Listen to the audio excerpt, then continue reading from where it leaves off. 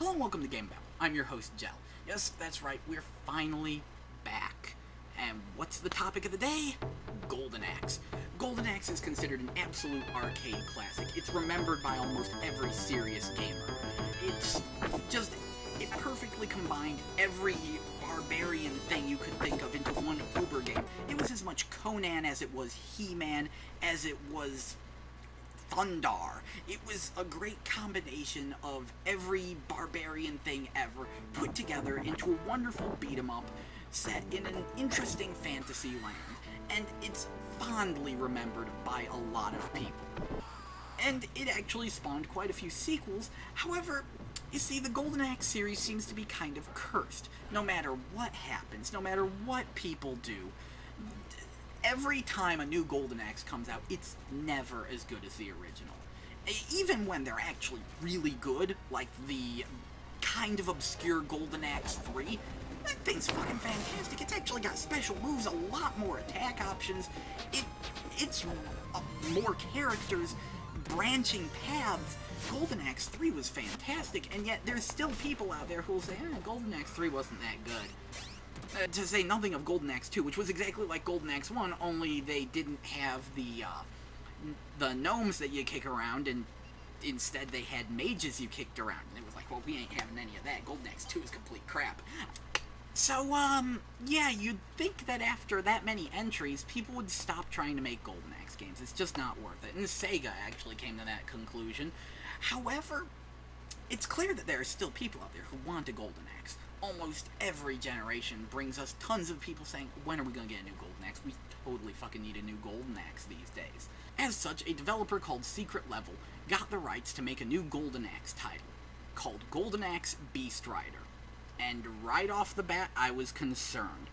The first render that came out didn't look a fucking thing like Tyrus, and they were talking about it being a single-player, story-driven, free-roaming action RPG with a focus on a deep level-up system and magical combat. I was like, that doesn't sound good. And for the next 3 years after it had been announced, every time it was talked about, my dread became more and more. Every time they talked about it, there were tons of inaccuracies with the admittedly minimalistic Golden Axe plot. It was like they were throwing the entire Golden Axe concept out the window for this free-roaming action RPG, which completely clashes with what Golden Axe is. Well, finally, Golden Axe Beast Rider hit the markets. And what was delivered is the exact opposite of what was advertised. What they advertised was a free-roaming action RPG with super deep combat that would completely rewrite the Golden Axe story. What we got was a completely linear hack and slash with incredibly shallow combat that fits surprisingly well into the Golden Axe story. So I was like, what, I worried for 3 years over this? However, just because it's the opposite of the horrible dread I was fearing doesn't mean it was necessarily good. I like simplistic hack and slashes. The One-Chambara, Conan on 360, which I will review that later, that thing's great. And, the Dynasty Warriors, love that. I do not mind games where all you do is move from room to room chopping up enemies, as long as the combat's good. That's a problem. See, Golden Axe is exactly that. You basically follow a path, go from room-ish area to room-ish area. It's outdoors, but there's still rooms, let's face it. Chopping up enemies, but the problem is, the combat is incredibly shallow. Yeah, the developers said that they were going to have this super deep combat that was so deep that they really couldn't have co-op play because they'd be spending all their time developing so many moves for Tyrus. Yeah, that was bullshit. The end result is one of the shallowest combat systems I've seen in ages. Essentially, you have, weak attack, strong attack. You can press them in different orders to do different attacks, but there's very little difference. Basically, may as well just run at enemies rapidly mashing weak attack, because it's the best thing you can do. They most certainly don't really explain any more depth.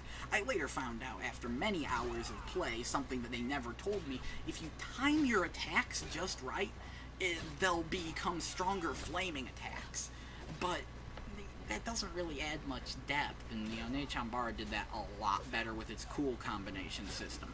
Anyway, but the thing is, it's a very shallow combat system. It's not really much deeper than the original. The thing they did to try desperately to add some depth is they removed the block button. Instead, we have an evade and a parry button, and enemies will do color-coded attacks. Certain attacks you have to evade, while others you have to parry.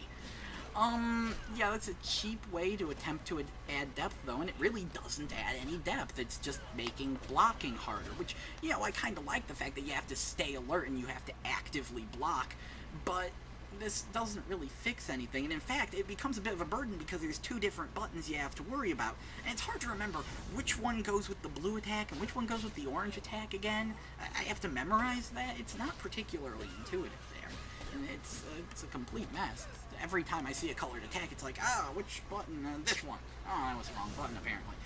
Timing, it's not too hard as long as you're alert. It's just remembering what button to push, and that's basically all there is to combat. Now, you're probably wondering about the beasts.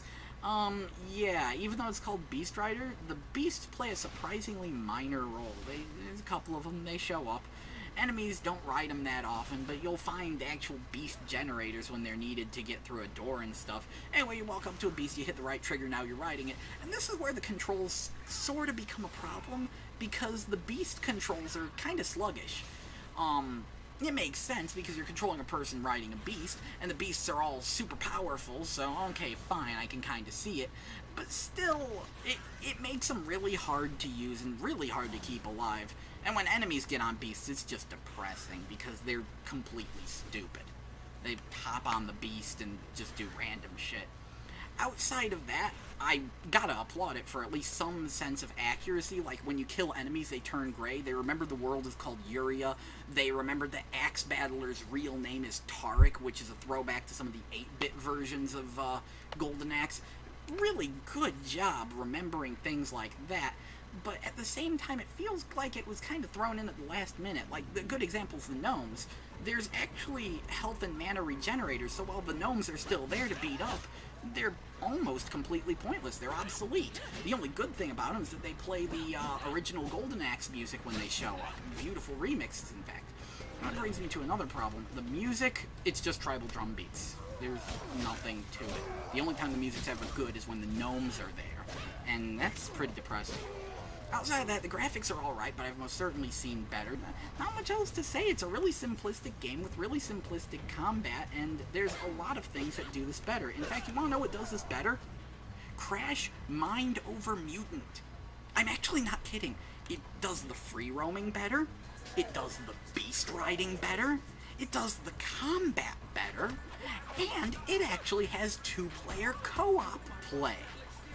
Better yet, one of the players can transform into a mask and shoot exploding chickens, which kind of makes it way better than this anyway. Not so much saying that Crash is a better Golden Axe game, but it does everything that this set out to do a lot better and was in development for a much shorter amount of time. I don't know what that says. If you want something like Golden Axe with some real depth, go get Conan on 360. It's like 20 bucks. What we've got here isn't awful, but it's not really good either. It's just there. There's not much else to say about it. The only thing it has going for it is the Golden Axe name and story, and go play all the Golden Axes you missed. They're all better. Especially Golden Axe 3 if you missed that one. So, in the end, while it's not some kind of horrible, unplayable beast with hideous controls and terrible graphics, it's more just mediocre, kind of sub-mediocre, basically subpar. I give it a 2 out of 5. And I was completely serious about Crash Mind Over Mutant, too. Anyway, this is Gel. You've been GameBabbled. See ya.